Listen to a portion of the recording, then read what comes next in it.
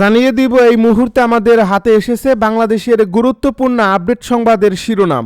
শুরুতেই থাকছে তীব্র হচ্ছে ভারত বাংলাদেশ সম্পর্কের সংকট। বাংলাদেশে সম্প্রতি যখন সহিংস বিক্ষোভ চলছে, এরই মধ্যে একজন হিন্দু ব্যক্তির হত্যাকাণ্ড ঢাকা ও দিল্লির মধ্যে চলমান টানাপোড়েনকে আরও গভীর সংকটের দিকে ঠেলে দিয়েছে। এবারে জানিয়ে দিব ঢাকায় মহাসমাবেশের ঘোষণা ইসলামী আন্দোলনের। এবারে থাকছে ধানমন্ডিতে ককটেল বিস্ফোরণ। আরও থাকছে আন্তর্জাতিক গণমাধ্যমে তারেক রহমানকে সম্ভাব্য প্রধানমন্ত্রী বলে উল্লেখ। সব শেষে জানিয়ে দিব রোহিঙ্গা ক্যাম্পে আগুন। এতক্ষণ শুনছিলেন হাতে থাকা আপডেট সংবাদের শিরোনাম, এবারে বিস্তারিত। তবে তার আগে অনুরোধ রইল ভিডিওটিতে একটি লাইক এবং কমেন্ট করে জানিয়ে দিন ভিডিও সম্পর্কে আপনার মূল্যবান মতামত। আরও জানিয়ে দিন ভিডিওটি কোথা থেকে দেখছেন বা কোন জেলা থেকে দেখছেন। তীব্র হচ্ছে ভারত বাংলাদেশ সম্পর্কের সংকট। বাংলাদেশে সম্প্রতি যখন সহিংস বিক্ষোভ চলছে, এরই মধ্য সময়ে একজন হিন্দু ব্যক্তির হত্যাকাণ্ড ঢাকা দিল্লির মধ্যে চলমান টানাপোড়েনকে আরও গভীর সংকটের দিকে ঠেলে দিয়েছে। একে অপরের বিরুদ্ধে সম্পর্ক অস্থিতিশীল করার অভিযোগ তুলতে থাকায় এক সময়ের ঘনিষ্ঠ ও সময়ের পরীক্ষায় উত্তীর্ণ দুই প্রতিবেশী দেশের সম্পর্ক মেরামত অযোগ্য হয়ে পড়ছে কিনা তা নিয়েও প্রশ্ন উঠছে। একটি হত্যার ঘটনাকে কেন্দ্র করে ভারতে হিন্দু জাতীয়তাবাদী গোষ্ঠীগুলো বিক্ষোভ শুরু করেছে। নিহত 27 বছর বয়সী দীপুচন্দ্র দাস বাংলাদেশের হিন্দু সংখ্যালঘু সম্প্রদায়ের সদস্য ছিলেন। ধর্ম অবমাননার অভিযোগ তুলে গত সপ্তাহে ময়মনসিংহে একদল লোক তাকে পিটিয়ে হত্যা করে। রাজধানী ঢাকায় আলোচিত ছাত্রনেতা শরীফ ওসমান হাদির হত্যাকাণ্ডকে কেন্দ্র করে সহিংস বিক্ষোভ শুরুর কয়েক ঘন্টা আগে এই ঘটনাটি ঘটে।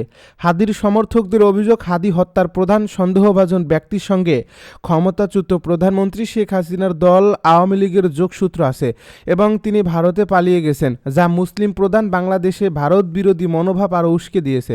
তবে বাংলাদেশের পুলিশ জানিয়েছে সন্দেহভাজন ব্যক্তির দেশ ছাড়ার বিষয়ে কোনো নিশ্চিত তথ্য তাদের কাছে নেই। সাম্প্রতিক সময়ে দক্ষিণ এশিয়ার প্রতিবেশী দেশ দুটি দিল্লি সহ কয়েকটি শহরে ভিসা সেবা স্থগিত করছে এবং একে অন্যের বিরুদ্ধে কূটনৈতিক মিশনগুলোর পর্যাপ্ত নিরাপত্তা নিশ্চিত করতে ব্যর্থ হওয়ার অভিযোগ তুলেছে। নিরাপত্তা সংক্রান্ত উদ্বেগ জানাতে দুই দেশই হাই কমিশনারদের তলব করছে। আমি আন্তরিকভাবে আশা করি কোনো পক্ষই উত্তেজনা আর না বাড়ুক, বিবিসিকে বলেন বাংলাদেশে নিয়োজিত ভারতের সাবেক হাই কমিশনার রিভা গাঙ্গুলি দাস। তার মতে বাংলাদেশের অস্থির পরিস্থিতি ভবিষ্যতে কোন দিকে মন নেবে তা অনুমান করা কঠিন হয়ে পড়েছে। বাংলাদেশে ভারত বিরোধী মনোভাব নতুন না। বাংলাদেশের একটি অংশ তাদের দেশে ভারতের কর্তৃত্ববাদী প্রভাব রয়েছে দাবি করে সব সময়ই বিরক্তি প্রকাশ করে আসছেন। বিশেষ করে গত বছর গণ অভ্যুত্থানে ক্ষমতাচ্যুত হওয়ার আগে শেখ হাসিনার 15 বছরের শাসনামলে তা আরও বেড়েছিল বলে মনে করেন তারা। শেখ হাসিনা ভারতে আশ্রয় নেওয়ার পর থেকে এই ক্ষোভ আরও বেড়েছে।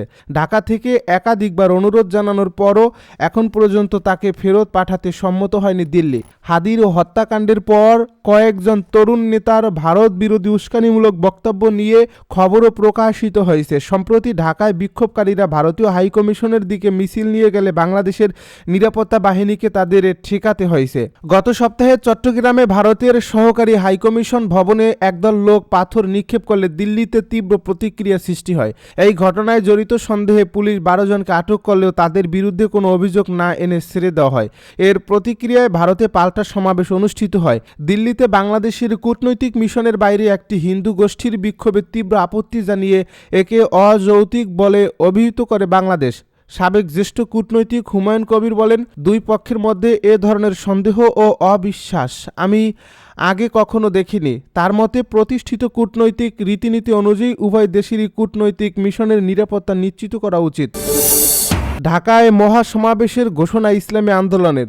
শহীদ ওসমান হাদির প্রকৃত খুনিদের গ্রেপ্তার, আইনশৃঙ্খলা পরিস্থিতির আরও উন্নতি, অবৈধ অস্ত্র উদ্ধার, লেভেল প্লেইং ফিল্ড নিশ্চিতকরণ এবং গণভোটে জুলাই সনদের পক্ষে জনমত তৈরির লক্ষ্যে আগামী 9 জানুয়ারি ঢাকায় মহাসমাবেশ করবে ইসলামী আন্দোলন বাংলাদেশ। বৃহস্পতিবার বিকেলে রাজধানীর পুরানা পল্টনস্থ দলের কেন্দ্রীয় কার্যালয়ে ইসলামী আন্দোলন বাংলাদেশের আমির ও চরমোনাই পীর মুফতি সৈয়দ মোহাম্মদ রেজাউল করিমের সভাপতিত্বে অনুষ্ঠিত নিয়মিত বৈঠকে এ সিদ্ধান্ত গ্রহণ করা হয়। এ বৈঠকে চরমনাই পীর বলেন, শহীদ ওসমান হাদী সহ বিভিন্ন হত্যাকাণ্ডে জড়িত প্রকৃত অপরাধীদের এখনও আইনের আওতায় আনতে না পারা চরম ব্যর্থতার পরিচায়ক। এ বিষয়ে তিনি ক্ষোভ প্রকাশ করেন এবং দ্রুত দোষীদের গ্রেপ্তারের দাবি জানান। তিনি আরও বলেন, দেশের স্থিতিশীলতা ও গণতান্ত্রিক পরিবেশ নিশ্চিত করতে অবৈধ অস্ত্র উদ্ধারে কার্যকর পদক্ষেপ নিতে হবে এবং সকল রাজনৈতিক দলের জন্য সমান সুযোগ তথা লেভেল প্লেইং ফিল্ড তৈরি করতে হবে। একই সঙ্গে জুলাই সনদের পক্ষে গণভোটের মাধ্যমে জনমত গড়ে তোলার প্রয়োজনীয়তার কথাও তুলে ধরেন তিনি। এ বৈঠকে ইসলামী আন্দোলন বাংলাদেশের মহাসচিব অধ্যক্ষ হাফেজ মাওলানা ইউনুস আহমেদ, সহকারী মহাসচিব মাওলানা গাজী আতাউর রহমান বলেন, ইঞ্জিনিয়ার আশরাফুল আলম, মাওলানা শেখ ফজলে বারী মাসুদ, সহকারী মহাসচিব কে এম আতিকুর রহমান, সাংগঠনিক সম্পাদক শাহ ইফতেখার তারিক সহ কেন্দ্রীয় নেতৃবৃন্দ উপস্থিত ছিলেন। ঘোষিত মহাসমাবেশের মাধ্যমে শহীদ ওসমান হাদী হত্যার বিচারের দাবিসহ জুলাই সনদের পক্ষে দেশব্যাপী শক্তিশালী জনমত গড়ে উঠবে বলে নেতৃবৃন্দ আশা প্রকাশ করেন। ধানমন্ডিতে ব্যাপক ককটেল বিস্ফোরণ। রাজধানীর ধানমন্ডি এলাকায় একটি ককটেল বিস্ফোরণের ঘটনা ঘটছে, তবে এতে হতাহতের খবর পাওয়া যায়নি। বৃহস্পতিবার রাত 9:15টার দিকে ধানমন্ডির 7 মসজিদ রোডে আবাহনী মাঠ এলাকায় এই ঘটনা ঘটে। ঢাকা মহানগর পুলিশের ট্রাফিক বিভাগ একটি সূত্র বিষয়টি নিশ্চিত করেছে। সূত্রটি জানায়, এ ঘটনায় কোনো ধরনের ক্ষয়ক্ষতি বা হতাহতের খবর পাওয়া যায়নি। বর্তমানে পরিস্থিতি স্বাভাবিক রয়েছে। তবে ধানমন্ডি থানার ভারপ্রাপ্ত কর্মকর্তা সাইফুল ইসলাম বলেন, আমরা ঘটনাস্থলে গিয়ে কোনো ককটেল বিস্ফোরণ তথ্য পাইনি। ওই জায়গায় একটি ট্রাকের চাকা বাস্ট হয়েছে, অপরদিকে কেউ ভুল তথ্য দিয়েছেন। এর আগে বুধবার রাত 8:45টার দিকে মগবাজারের নিউ ইস্কাটন এলাকায় ককটেল বিস্ফোরণে সিয়াম মজুমদার নামে এক তরুণ নিহত হয়। আন্তর্জাতিক গণমাধ্যমে তারেক রহমানকে সম্ভাব্য প্রধানমন্ত্রী বলে উল্লেখ। দীর্ঘ 17 বছর পর লন্ডন থেকে দেশে ফিরেছেন বিএনপির ভারপ্রাপ্ত চেয়ারম্যান তারেক রহমান।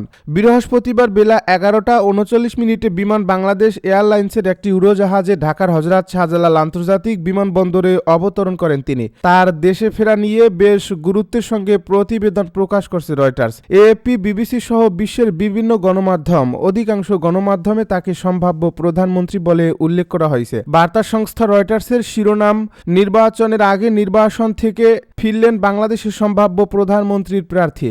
খবরে বলা হয়েছে, প্রায় 17 বছর নির্বাসনে থাকার পর বৃহস্পতিবার দেশে ফিরছেন বিএনপির ভারপ্রাপ্ত চেয়ারম্যান তারেক রহমান।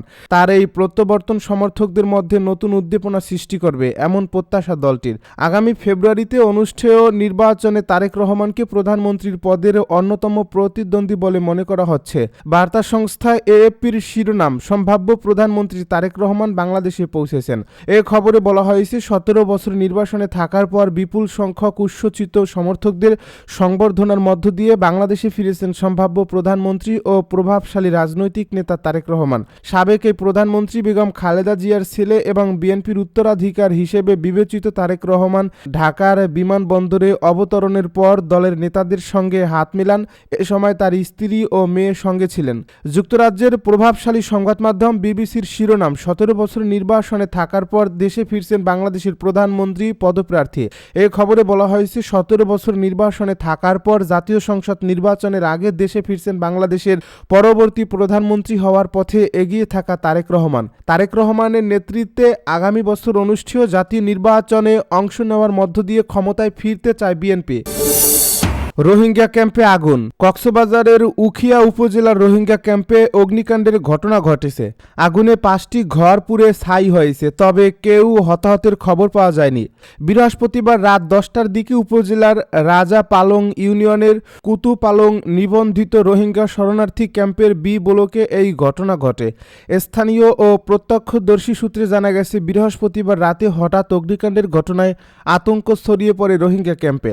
আগুন নির্বাপনে স্থানীয় বাসিন্দা সহ রোহিঙ্গাদের সহায়তায় কাজ শুরু করে ক্যাম্পের ইমার্জেন্সি ফায়ার রেসপন্স ইউনিট। পরে রাত 11:40 দিকে আগুন নিয়ন্ত্রণে আসে। প্রত্যক্ষদর্শী রোহিঙ্গা যুবক আমানুল্লাহ বলেন, বি ব্লকের একটি ঘরে আগুন লাগে, কিভাবে ধরছে জানি না, প্রাণ বাঁচাতে পরিবার নিয়ে বেরিয়ে এসেছি। উখিয়া ফায়ার সার্ভিসের স্টেশন অফিসার ডলার ত্রিপুরা বলেন, আগুন নিয়ন্ত্রণ করতে প্রায় 2 ঘন্টা সময় লাগে। এ বিষয়ে উখিয়া থানার ভারপ্রাপ্ত কর্মকর্তা নূর আহমেদ বলেন, খবর পেয়ে ঘটনাস্থলে পুলিশ পাঠানো হয়েছে।